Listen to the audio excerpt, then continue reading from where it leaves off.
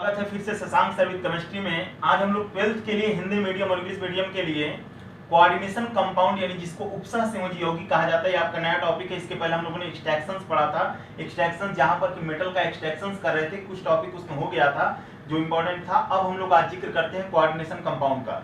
एक बात ध्यान रखिएगा, कोऑर्डिनेशन कंपाउंड भी कहीं ना कहीं एक प्रकार की केमिकल बॉन्डिंग होती है जो हम लोग स्टडी करते हैं कि जहां पर रासायनिक बंध बनता है। दो एलिमेंट अगर हमारे पास होते हैं तो कहीं ना कहीं इलेक्ट्रॉनों का आदान प्रदान होता है, जिसको कि हम लोग ट्रांसफर कह सकते हैं, स्थानांतरण कह सकते हैं। और दूसरा पॉइंट होता है कि कोवैलेंट बॉन्डिंग बनती है।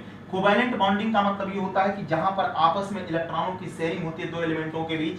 जैसे कि जो भी हमारे पास नॉन मेटल होते हैं, अगर मैं एग्जांपल के तौर पर कार्बन डाइऑक्साइड ले लूं या NH3 जिसको अमोनिया कहा जाता है, तो ये लोग आपस में क्या करते हैं, इलेक्ट्रॉनों की शेयरिंग करते हैं। तो इलेक्ट्रॉनों की शेयरिंग करने के बाद कोवैलेंट बॉन्डिंग यानी सहसंयोजी बंध तैयार हो जाता है। और जहां पर इलेक्ट्रॉनों का स्थानांतरण होता है, एक तरफ इलेक्ट्रॉन जा रहा है, दूसरी तरफ इलेक्ट्रॉन आ रहा है, तो यहाँ पर कहीं ना कहीं आयनिक बॉन्डिंग आपकी क्रिएट हो रही है। तो मेरे कहने का मतलब यह है कि यहाँ पर किसी भी प्रकार का कोई बाउंडेशन नहीं होता, कोई शर्त नहीं होती है। लेकिन एक कोऑर्डिनेशन बॉन्डिंग में शर्त है, क्योंकि यहाँ पर दो तीन चीजें बनती हैं। सबसे पहले तो यहाँ पर लिगेंड बनता है, एक लिगेंड बनता है, हिंदी में भी लिगेंड कहा जाता है। और यहाँ पर हमें जरूरत पड़ती है सेंट्रल एटम की। जरा ध्यान दीजिएगा कि टॉपिक इसमें क्या क्या है। लिगेंड है, सेंट्रल एटम है, किस तरह से कौन इलेक्ट्रॉन दे रहा है। और सबसे बड़ी चीज होती है कि यहाँ पर दो तरीके के आयन बनते हैं। कोऑर्डिनेशन कंपाउंड में उपसह संयोजी यौगिक में दो तरीके के आयन बनेंगे। एक आपका सिंपल आयन बनेगा और दूसरा जो बनेगा उसको हम लोग कॉम्प्लेक्स आयन बोलते हैं। कॉम्प्लेक्स आयन का मतलब होता है कि इसको ही संकर आयन कहा जाता है।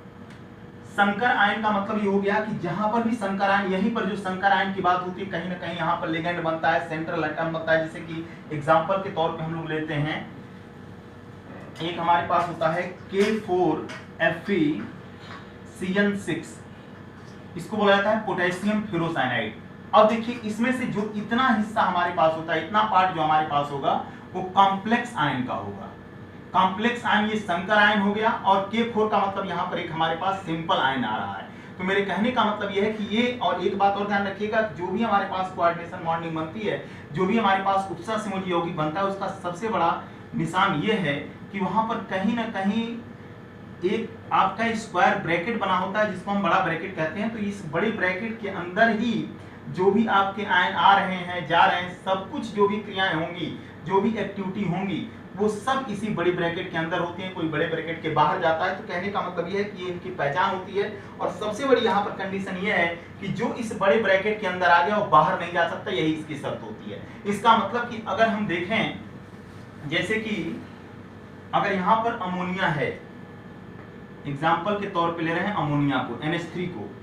अब इसमें हम जानते हैं कि NH3 में नाइट्रोजन और हाइड्रोजन के बीच क्या होती है, शेयरिंग होती है, इलेक्ट्रॉनों की साझेदारी होती है। और यहाँ पर जब कोऑर्डिनेशन बॉन्डिंग बनती है तो इसकी सबसे बड़ी शर्त क्या होती है कि यहाँ पर एक लोन पेयर होता है, लोन पेयर, जिसको कि हम लोग बोलते हैं इलेक्ट्रॉन युग्म। ये सबसे बड़ी खासियत यहाँ पर ये है कि इसमें इलेक्ट्रॉन युग्म की जरूरत पड़ेगी, लोन पेयर की जरूरत पड़ेगी। जैसे सिंपल सी बात है कि यहाँ पर नाइट्रोजन है, अब नाइट्रोजन यहाँ पर हाइड्रोजन के साथ अटैच है, यहाँ पर हाइड्रोजन के साथ अटैच है और यहाँ पर हाइड्रोजन के साथ अटैच है। तो 2 2 4 2 6, एक सिंगल बॉन्डिंग बनने में 2 इलेक्ट्रॉन पार्टिसिपेट करते हैं। एक इलेक्ट्रॉन नाइट्रोजन का, एक इलेक्ट्रॉन हाइड्रोजन का, एक इलेक्ट्रॉन नाइट्रोजन का, एक इलेक्ट्रॉन हाइड्रोजन का, 2 2 4 और 2 6, और बचा कितना, 2 इलेक्ट्रॉन नाइट्रोजन के पास होता है। और जो 2 इलेक्ट्रॉन ये रहता है, यही इसका लोन पेयर कहलाता है। लोन पेयर का मतलब इलेक्ट्रॉन युग्म। अब यहाँ पर एक शर्त होती है कि जब नाइट्रोजन के साथ हाइड्रोजन ने शेयरिंग की हुई है, 2 इलेक्ट्रॉन यहाँ, 2 इलेक्ट्रॉन यहाँ, 2 इलेक्ट्रॉन यहाँ, 2 2 4 2 6 और 2 8। आपको पता है कि किसी भी एलिमेंट को स्टेबल होने के लिए उसके आउटर सेल में हमको कितने इलेक्ट्रॉन देने पड़ते हैं, 8 इलेक्ट्रॉन देने पड़ते हैं। तो यहाँ पर भी हम देख रहे हैं कि 2 2 4 2 6 और 2 8, यानी एक लोन पेयर इसके पास बच रहा है, एक इलेक्ट्रॉन युग्म बच रहा है। और यही इलेक्ट्रॉन युग्म जो होगा ये कोऑर्डिनेट बॉन्डिंग बनाने में काम आएगा। सबसे बड़ी खासियत यही रहती है। और कोऑर्डिनेशन बॉन्डिंग को एक तरीके से हम लोग डेटिव बंध या सेमीपोलर बॉन्डिंग भी कहते हैं। अब देखिए, जैसे H+ है यहाँ पर, तो H+ होने का मतलब कि जाहिर सी बात है कि H के पास किसी भी प्रकार का कोई इलेक्ट्रॉन नहीं है। अब ये अपना इलेक्ट्रॉन दे चुका है, तो ये जाएगा नाइट्रोजन के पास। और जब ये जाएगा नाइट्रोजन के पास, तो नाइट्रोजन क्या करेगा, किसके साथ शेयरिंग भी नहीं कर सकता। इसलिए नहीं शेयरिंग कर सकता क्योंकि इसके पास इलेक्ट्रॉन नहीं है। दूसरी बात, नाइट्रोजन अपना पूरा इलेक्ट्रॉन इसको नहीं दे सकता। नाइट्रोजन इसलिए अपना पूरा इलेक्ट्रॉन नहीं देगा, उसका रीजन सबसे बड़ा क्या है कि नाइट्रोजन अपना इलेक्ट्रॉन इसलिए नहीं दे सकता क्योंकि अगर ये अपना इलेक्ट्रॉन देगा तो इसकी बॉन्डिंग टूट जाएगी, तो दूसरी कंडीशन हो गई, ये इसके साथ शेयरिंग नहीं कर सकता, नाइट्रोजन अपना इलेक्ट्रॉन दे नहीं सकता।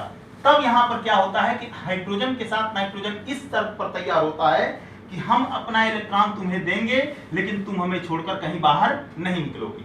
तो उस कंडीशन में क्या होता है कि जब ये H+ इसको क्या करता है, यहीं पर ये समझने की जरूरत है कि नाइट्रोजन अपना दोनों इलेक्ट्रॉन इसको दे नहीं सकता, हाइड्रोजन शेयरिंग नहीं कर सकता, इसलिए सबसे बड़ी चीज यहां पर क्या होता है कि नाइट्रोजन क्या करेगा कि अपना दोनों इलेक्ट्रॉन देगा हाइड्रोजन को, लेकिन एक शर्त होगी कि ये कहेगा कि तुम हमें यहां से छोड़ करके नहीं जा सकते हो, इसलिए इसकी कंडीशन ये बन जाती है H H H, और यहां पर क्या करता है कि नाइट्रोजन हाइड्रोजन को इलेक्ट्रॉन देकर के NH4 में कन्वर्ट हो जाता है। इसका मतलब कि यहां पर नाइट्रोजन और हाइड्रोजन के बीच कौन सी बॉन्डिंग बन जाती है, कोऑर्डिनेट बॉन्डिंग। ये सबसे बड़ी खासियत इसकी है कि कोऑर्डिनेट बॉन्डिंग की शर्त यही होती है कि हम तुम्हें इलेक्ट्रॉन अपना देंगे लेकिन तुम इस ब्रैकेट के बाहर नहीं जा सकते हो। इस प्रकार से क्या हुआ कि जब नाइट्रोजन ने अपने हाइड्रोजन को इलेक्ट्रॉन दे दिया तो लोन पेयर दे दिया इसने, और इसे जरूरत कितने इलेक्ट्रॉन की, 2 इलेक्ट्रॉन की, क्योंकि अपना इलेक्ट्रॉन एक खो चुका है यहां से। अब जैसे ही n यहां पर, अब देखिए जो इलेक्ट्रॉन देता है उसके ऊपर कौन सा चार्ज आता है, प्लस का, और जो इलेक्ट्रॉन लेता है उसके ऊपर कौन सा चार्ज आता है, माइनस का। इसका मतलब कि नाइट्रोजन ने अपना इलेक्ट्रॉन किसको दे दिया, हाइड्रोजन के ऊपर, इसलिए ब्रैकेट के बाहर क्या आ जाएगा, प्लस, और जैसे ही प्लस दिखता है प्लस वाले के साथ कोई माइनस वाला अटैच हो जाएगा, तुरंत यहाँ पर क्लोरीन क्या करता है, अपना माइनस लेके आ जाता है और यहाँ पर बन जाता है NH4+ और प्लस Cl-। इस प्रकार से एक कंपाउंड तैयार हो जाता है जिसको हम लोग क्या बोलते हैं, अमोनियम क्लोराइड। तो एक प्रकार से हम कह सकते हैं कि जहां पर भी कोऑर्डिनेट बॉन्डिंग बनेगी, एक बात ध्यान देने की जरूरत है कि कोऑर्डिनेट बॉन्डिंग तभी बनती है जब एक इसकी स्पेशल शर्त यही होती है कि जो हमारे साथ बॉन्डिंग बनाएगा वो हमें छोड़ करके बाहर नहीं जाएगा। और दूसरी चीज यहाँ पर होती है कि इसकी जो हम इसको डिनोट कर सकते हैं, प्रदर्शित कर सकते हैं बड़े ब्रैकेट से, और यहाँ पर यही हुआ हाइड्रोजन के साथ। नाइट्रोजन ने कहा कि हम तुम्हें 2 इलेक्ट्रॉन दे नहीं सकते, दूसरी चीज शेयर तुम्हारे साथ कर नहीं सकते, तो एक बात की इनके बीच शर्त होती है कि हम तुम्हें इलेक्ट्रॉन देंगे लेकिन तुम हमें छोड़ के नहीं जाओगे, और यही कंडीशन होती है कि अपना दोनों इलेक्ट्रॉन, और 2 इलेक्ट्रॉन देने का मतलब कि अपना क्या दे रहा है, लोन पेयर। और इस प्रकार जब एक बात ध्यान रखिएगा कि कोऑर्डिनेट बॉन्डिंग की सबसे बड़ी शर्त यही होती है कि यहाँ पर लोन पेयर जाएगा, और लोन पेयर जाने का मतलब यहाँ पर हुआ कि नाइट्रोजन ने हाइड्रोजन को भी सैचुरेटेड किया, ये भी ऑलरेडी सैचुरेटेड है, और इसके ऊपर चूंकि नाइट्रोजन अपना लोन पेयर दे रहा है, इसके ऊपर कौन सा चार्ज आ जाएगा, प्लस का, और प्लस के साथ कौन अटैच हो गया है, माइनस वाला, इसलिए NH4+ और Cl- मिलकर के क्या बना देते हैं, अमोनियम क्लोराइड, और इस प्रकार से कोऑर्डिनेट बॉन्डिंग तैयार हो जाती है। ठीक इसके आगे फिर हम लोग बात करेंगे। तब तक के लिए धन्यवाद।